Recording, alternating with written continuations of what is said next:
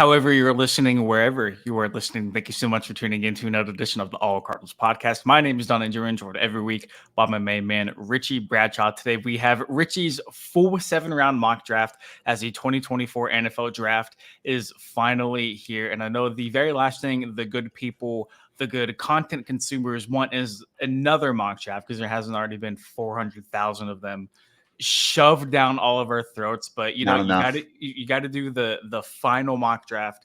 This is exactly what it is. Before we get into the nitty gritty, go and follow Richie on Twitter at RichieBrads36. Follow me on Twitter at Donnie Druid. Richie, the when as of we're recording this, the NFL draft is tomorrow on Thursday, April 25th. Um, the offseason sometimes can drag for so long, especially for people like you and I who sometimes have to scrape the bottom of the barrel for content ideas. But alas, one of the best days of the year, whether you look at it in like a sports perspective, whether you look at it, it's just a regular day or an event.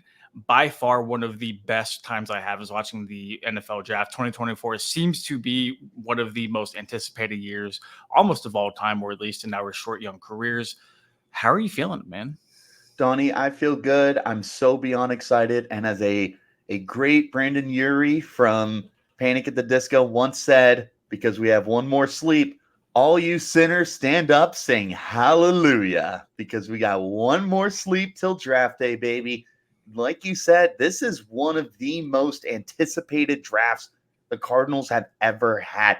You have the 4th overall pick. You could potentially move that for a gold mine of picks, or you can take a generational wide receiver prospect in Marvin Harrison Jr., somebody that I'll say this and take it with a grain of salt. I think this is the best receiver prospect the Cardinals have had available since Larry Fitzgerald. And they've had some talented receivers, but in terms of prospect, and it helps that you have the 4th pick, but I don't know that with what has been available for the Cardinals in the last 20 years that they have had somebody of Marvin Harrison Jr.'s caliber. You could take either one of them, or you could play out either one of those scenarios, but you'll see in today's mock what I decided to do for the Cardinals. Yeah, it'll be super interesting to see, what they go, because earlier in the offseason, I had thought I had a good grasp of what the Cardinals were doing after talking to people both in the coaching staff and in the front office. That's kind of disappeared. I really have no clue what Arizona wants to do, and I think that's very intentional. I think the Cardinals are kind of keeping their cards, no pun intended, closer to their chest. And ultimately, I don't think we see a move made until they're on the clock at number 4 on Thursday. But we can go ahead and get this 7-round mock draft rolling, courtesy of Richie Bradshaw, done on the Pro Football Focus mock machine. Brother, do you have any words? Before we get started, if nobody didn't see it, I know you definitely saw it. I love the person who asked how many players are on the board for the Cardinals in their draft board, and Monty gives a 40-second total non-answer, and then Jonathan Gannon's like, "Yeah, you were never getting that." Yep, I love Gannon. Austin Fort is doing his best to try to remain as even keel as neutral as possible, and Gannon's like, you basically just wasted air. Like you'll never get your. Okay, I so love him so much, dude. I am such a big Jonathan Gannon guy, and I think that him and Monty have really put the Cardinals in a great position to succeed. If they can follow up what they did last year by adding depth, by adding talent, this is just going to be another really big step forward for the team.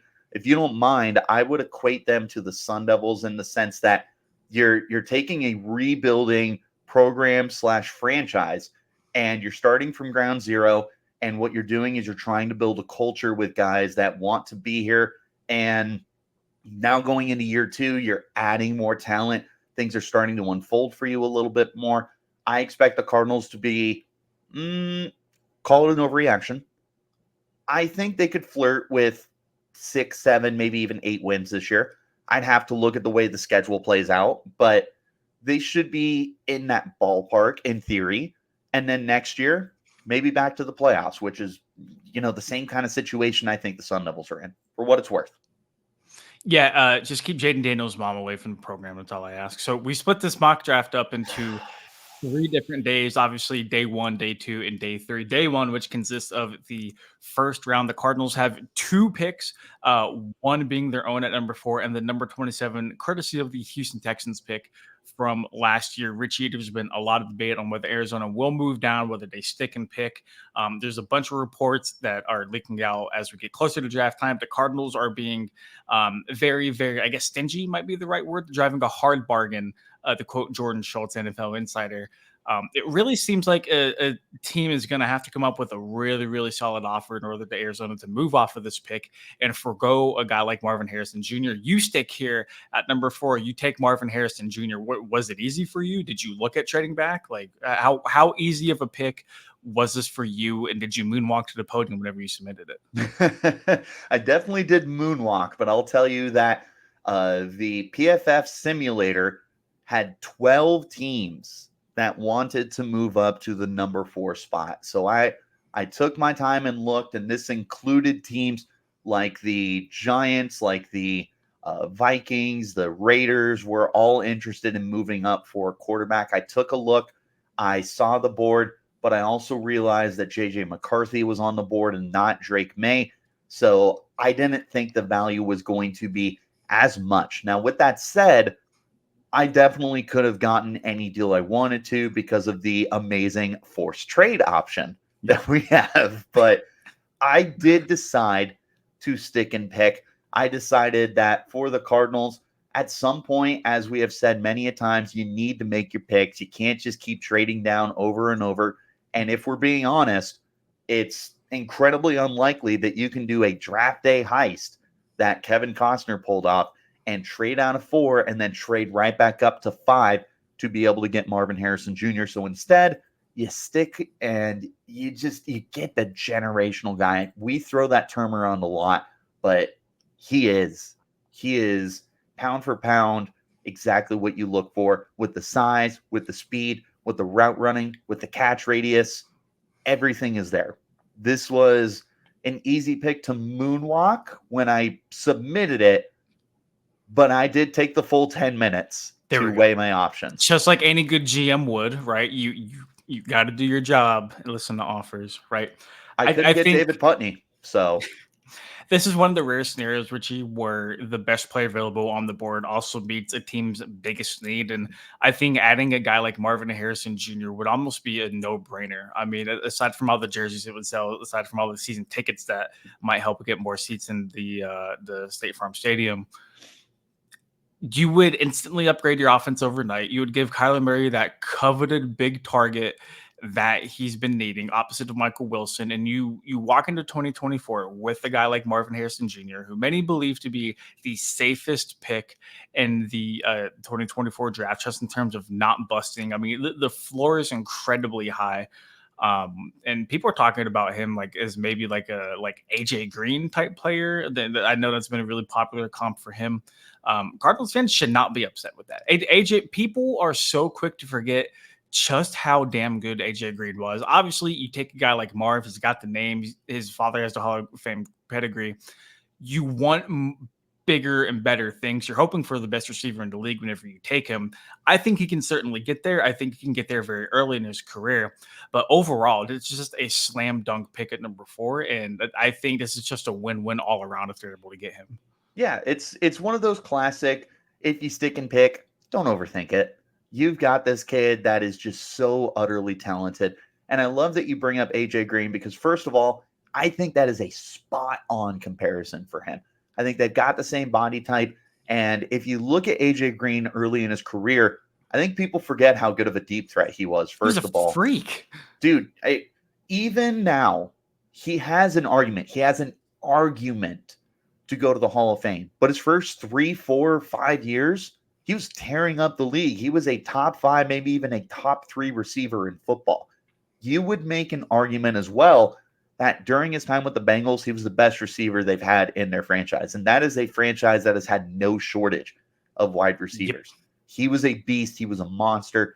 Even in Arizona, I mean, he almost got 1,000 yards his first year here. I think people forget that. they are very quick to remember the Rasul Douglas interception, but they're very easy to forget that as a whole, he was pretty damn solid. So the comparison to AJ Green, I love it, Donnie. The moment I saw it, I was like, that's it. That's the one. And it's one of my favorite comparisons in the draft. It's a perfect scenario. If you add prime AJ Green to this offense, you wouldn't complain because, again, he has an argument for the Hall of Fame one day. No, I think walking into 2024 with Marvin Harrison Jr., Michael Wilson, Greg Dortch in the slot, Trey McBride at tight end, James Conner at running back, and a healthy Kyler Murray. That's granted, there's still work to be done, but a lot worse. How do I want to put it? Sets of players have taken the field for the Cardinals, and I'll just leave it at that. So you get the generational receiver at number 4, Richie, then we go to pick number 27, where Arizona could also look to move up potentially. I know your mock draft, which we'll link in the bio below, had them moving up for a star defensive player. If you want to learn more about that, go click the link in the bio. Wink, wink. Kool-Aid McKinstry at pick number 27. Kool-Aid was CB1 for a lot of people heading into this year. Kind of fell off a little bit, and then we saw guys like Terrion Arnold and like Quinyon Mitchell kind of rise up the draft boards. Do you think McKinstry will be able to start from day one for Arizona? Do you still think he's a first round talent? And was this a pick for you to where you were just looking to address a position of need, or were you just thoroughly riled up to go get a guy like Kool-Aid? So real quick, before we continue with the mock, I just want to make it known that I didn't trade the 4th pick, and I ended up not trading any of the picks because the only thing I could do was trade down because I did turbo mode where it's going really quick. So I didn't really have a chance to move up in the draft. I do expect the Cardinals to be aggressive and move up. So with that being said, you stick and pick with Kool-Aid. You ask me if he's plug and play. He absolutely is. I know there's questions about the long speed and there's questions about how good his ball skills are, but this is still without a doubt plug and play, the best corner on the team. There's a reason that going into the year, he was talked about as corner 1.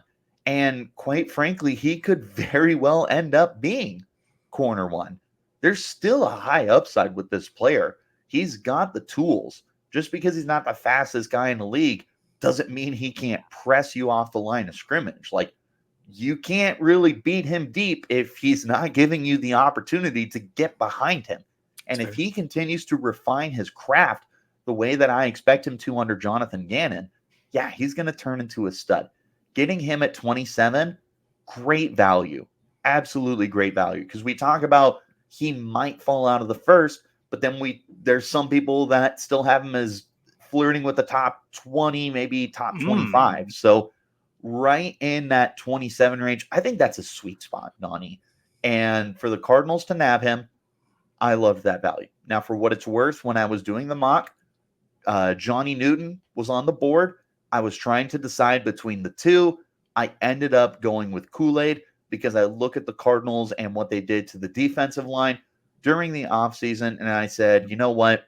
That'll sway me to go corner because they have a much bigger need at corner. They could get away with what they have on the defensive line, but of course, cross that bridge when we get to it. In the meantime, plug and play corner. This dude's a stud, bottom line. Yeah, you already have Sean Murphy Bunting as your de facto CB1, CB2, depending on who you bring in. You have young guys who contributed last year, guys like Keetro Clark, Garrett Williams, and Sterling Thomas. All three of those kind of flashed whenever they needed to. I really like Garrett Williams moving into next year. I think he'll be very, very good moving forward for Arizona. So hopefully with a guy like Kool-Aid can kind of solidify the secondary. And like you already said, defensive line is a very popular pick along with edge here. Not a bad pick at all. I know they spent big money on Bilal Nichols and Justin Jones in free agency, but I mean, you can never go wrong beefing up the trenches and kind of solidifying that side of the line of scrimmage, moving on into the feature. So a really, really good day one. You addressed the boundary on both the offensive and defensive side of the ball. Moving into day two, so that'll be rounds 2 and 3 on Friday. You adjust the center spot, and I do want to talk about that here in a little bit. with your very early second round pick, and then 3 third-round picks the Cardinals currently have. You go edge, guard, and corner. We'll start with West Virginia interior offensive lineman Zach Frazier, because there's a lot of people who think he can slide into a guard spot and play on day one. That's one of the things that you really like about him is that versatility to move inside. Now, I'll tell you, this is a center for the Cardinals. Although I do really like Froholt, I definitely won't slander him. But I do think that Frazier has the highest upside as a center. I would rather flirt around with Froholt's versatility on the inside than I would with Frazier. I'm saying that right, correct? Yeah. Yalda Froholt. Okay, just making sure. Yeah. So I personally think that it would be better for the Cardinals to kind of flirt with him playing center, talking about Frazier. I just feel like it's higher upside for him. And having that rock solid center, I think people underrate how important it is to have a good center.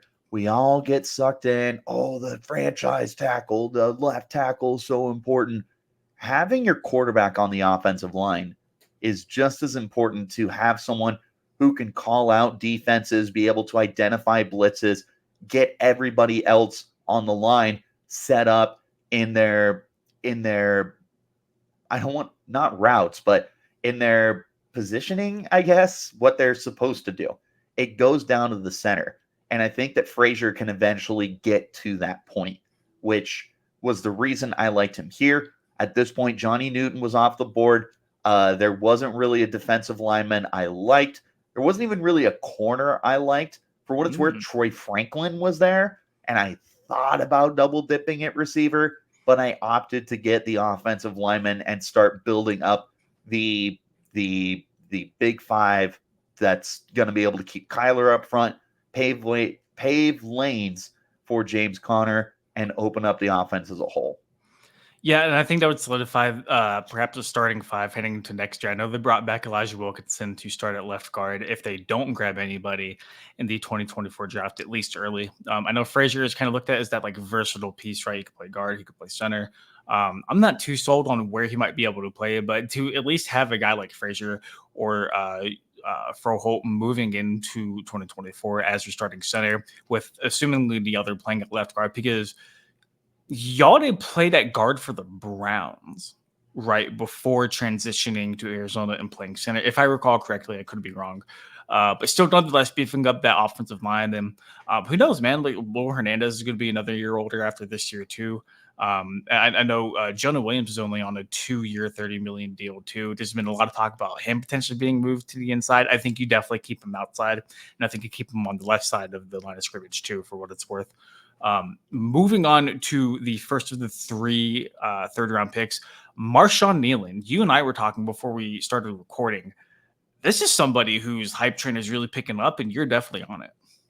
I am, and I can thank our good friend Zachary Smith from the Around the 412 podcast. If for some reason you're a Steelers fan, go and check it out. But bottom line, he does a lot of good work besides this. We did a full 32 pick first-round mock, me, him, and a couple of other people as well. It's over 2 hours long. So if you're looking for something to kind of burn some time away, see us do a mock draft and give you great analysis, I absolutely recommend it. It was a lot of fun. There was lots of back and forth, lots of trading. I had the Cardinals, and I think you'll really like what I was able to get done for them. But back to Marshawn Kneeland. Our guy, Zachary Smith, really sold me on him to the point where he thinks that Kneeland could find himself in the first round by the end of the night. I look at him, and he's just a specimen, Donnie. This is someone who came into the combine at 6'3", 267 pounds, and still ran a 4.75 40 time. He threw up 21 reps on the bench. His shuttle time was 7:02. 9'11" inch broad jump, 35.5 inch vertical. This is someone who tests out of the roof. And you look at the production, it wasn't really there. Career high of 4.5 sacks, which was this past season. But you're taking him to add to your rotation And who knows, maybe he could blossom into a full-time starter. But at worst, he's just rotating in with a edge group that is going to be able to get it done until they get an ace pass rusher there. This is great depth, somebody who is absolutely going to see a lot of time on the field for the Cardinals, though.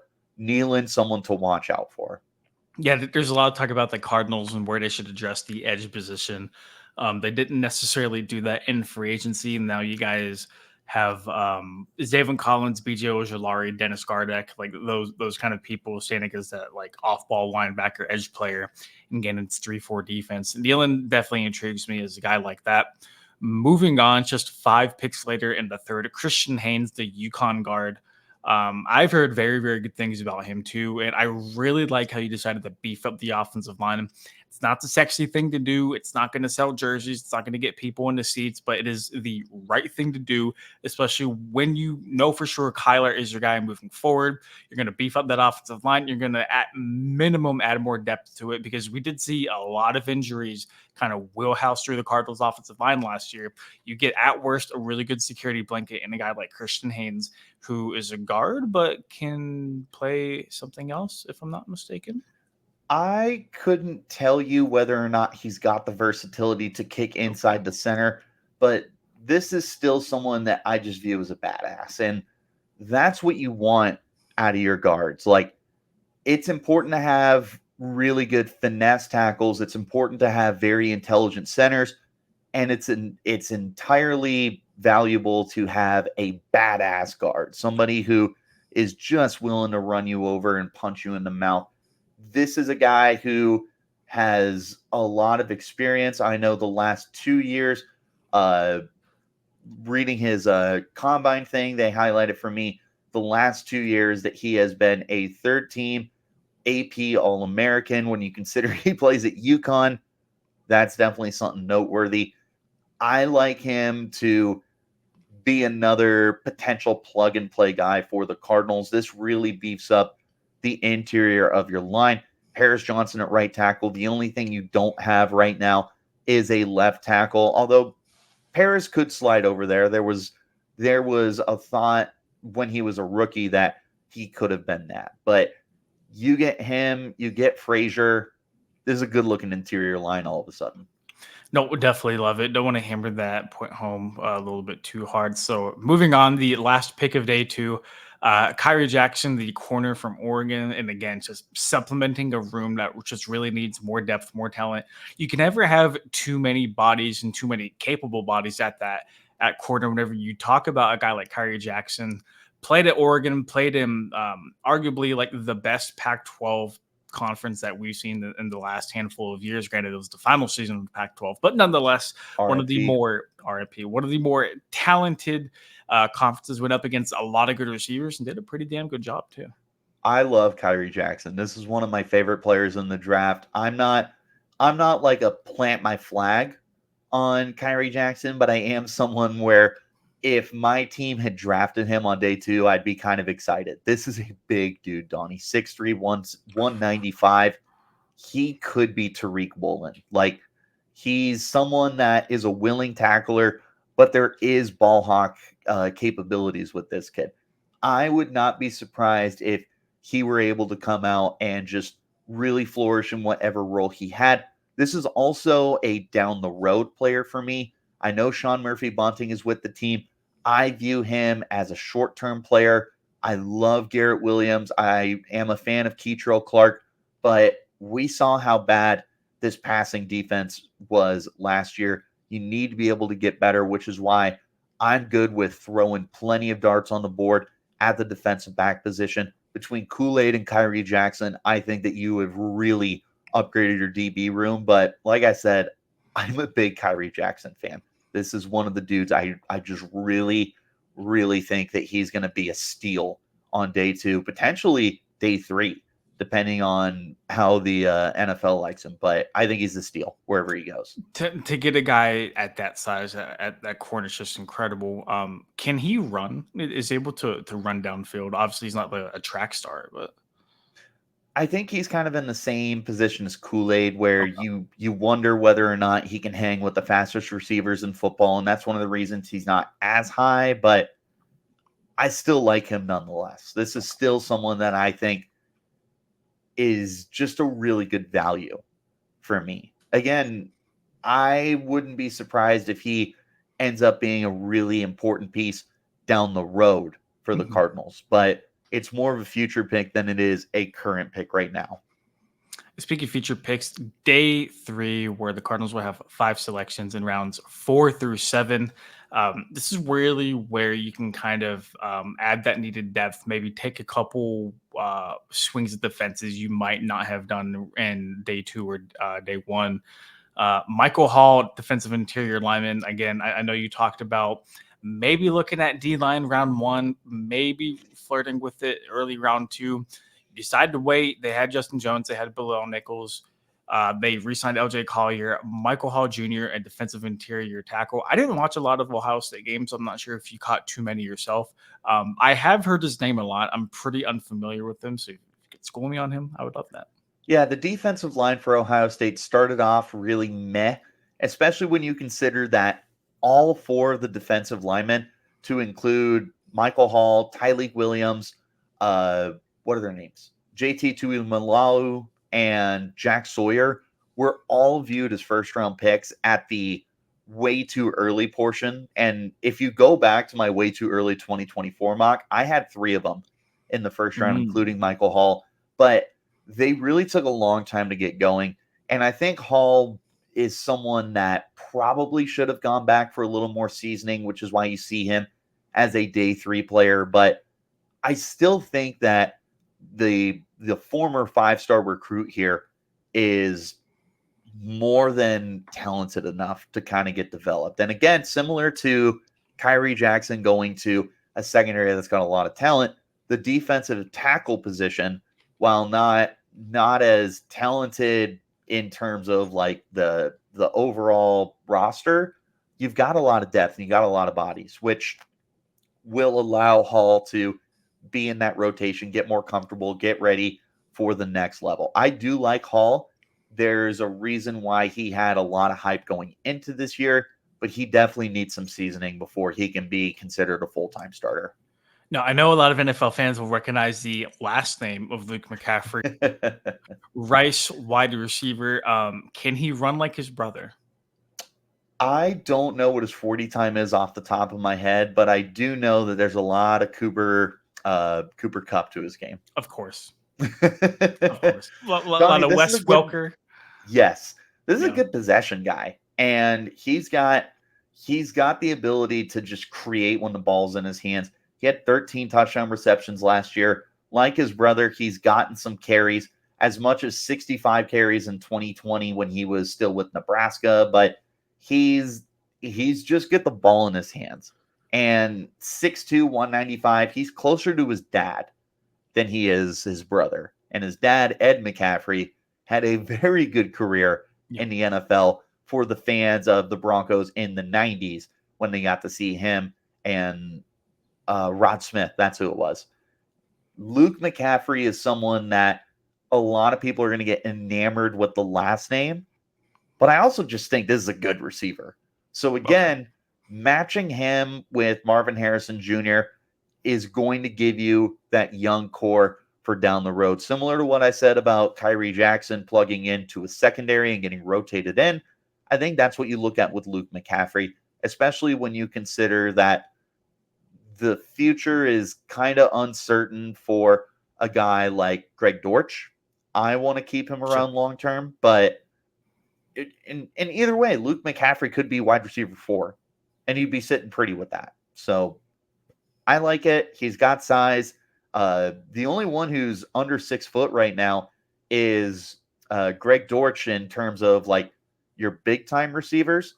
Marvin Harrison Jr. 6'3", Michael Wilson 6'2", Luke McCaffrey 6'2". Love it. Perfect. Yep. Nope. Love it. A complete reversal from 2023 when you look at the height and the frame and the build of those guys.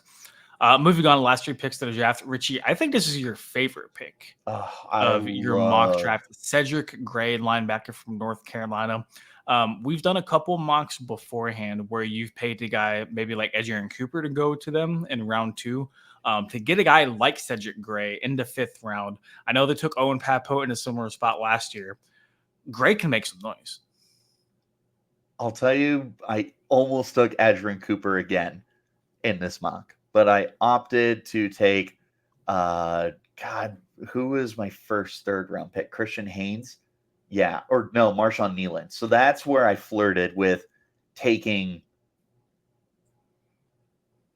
Edgerrin Cooper. That's what it is. I totally blank. No, Cedric Gray is someone I really like. Last 3 years, he's got, is that over 400 tackles? Some really close to 400 tackles, I should say. His worst season was 99 tackles. He's got 8.5 sacks over the last 3 years, 5 interceptions, 6 forced fumbles. He just makes plays, Donnie.